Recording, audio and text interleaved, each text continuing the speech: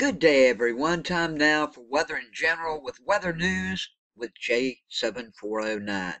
The name you know, the news you can use. Today, of course, is the 30th of May, Wednesday, 2018. If it's your first time here, please, if you're into the weather and you need to keep up with alerts and watches and warnings and weather news in general and forecasts, please click subscribe, click the bell, and make sure you get all of them, okay? I'd appreciate it a lot. And if you have any pictures, weather pictures at all, that you'd like to share with everyone, or sky phenomenon pictures, please click Show More, scroll down. You'll find an email address to send them to. Well, this morning we're going to do the general forecast, and of course we have the map here, courtesy of Tropical Tidbits. So let's go ahead and turn it on, and I'll tell you what's coming up. Before I do get started, though, a little later on as this map rolls around, I've checked it on a couple this morning. There is, in a few days, maybe about the middle of June, too early to tell now. Don't get upset. I'm just saying it may happen, it may not.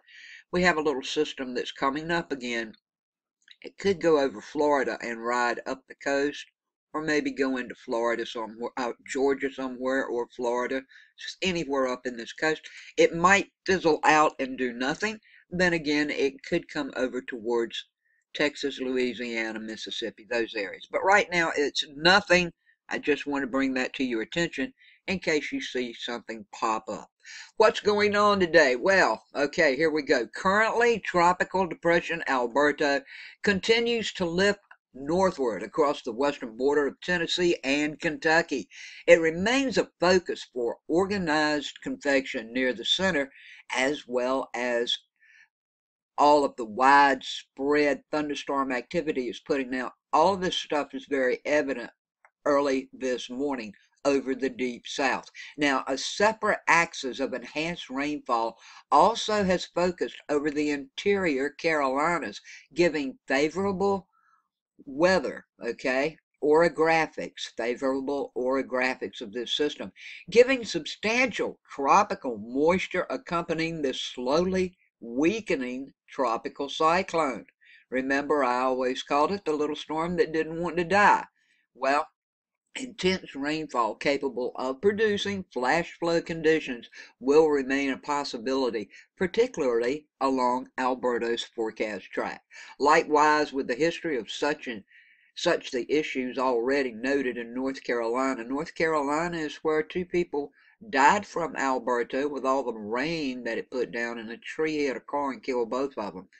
Everybody in North Carolina expect additional rainfall to exacerbate the situation. Now, although the track of Alberto will take it into the upper Great Lakes by later this evening, unsettled conditions should generally be expected across the entire eastern third of the nation.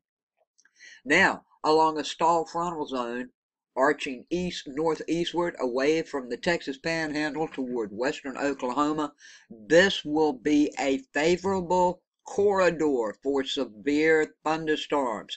Based on the latest predictions and outlooks, it looks like this will be possible with a set of migrating eastward into the lower Ohio, upper Tennessee valleys by tomorrow. Now, elsewhere, persistent upper trough sitting over the Pacific Northwest will continue to churn out a series of impulses through the central Great Basin into the upper Intermountain West Northern Rockies area. Organized convection will ensure over southern eastern Idaho with gradual progression into central and eastern Montana. Damaging winds and large hail should be the primary hazards, with some of the more robust thunderstorm activity that goes through these areas. While near to slightly below average temperatures can be expected along the west coast, giving the presence of the upper trough an enhanced marine layer, well, it would truly be the converse. for locations to the east. This will be particularly noted with the warm overnight temperatures giving rather high dew point temperatures in place due to Alberto's presence. Now, as such widespread daily records are likely to be broken each morning anywhere from the southern plains eastward to the mid-Atlantic and lower Great Lakes. Portions of the upper Texas coast could stay near 80 degrees tonight, while afternoon highs will likely not afford such widespread records. The Lone Star State will in fact support such occurrences as readings soar above the century mark. Expected temperatures should reach 100 to 105 degree range across West Texas and along the Red River, which would be 10 to 15 degrees above late May temperature averages. So that's a quick look at the weather in general today. Thank you so much for watching. I appreciate it more than you know. Please subscribe, share, comment, like, all that stuff you do for me. I appreciate it so much. And I'll be back later and I'll have more information on a lot of things. Plus, I'm going to have a place that may show us what the percentage chances are or what they think of hurricanes forming this year and where they might go. With all that said and done, have a wonderful day. I love you all, and much peace, love, and kindness to each of you.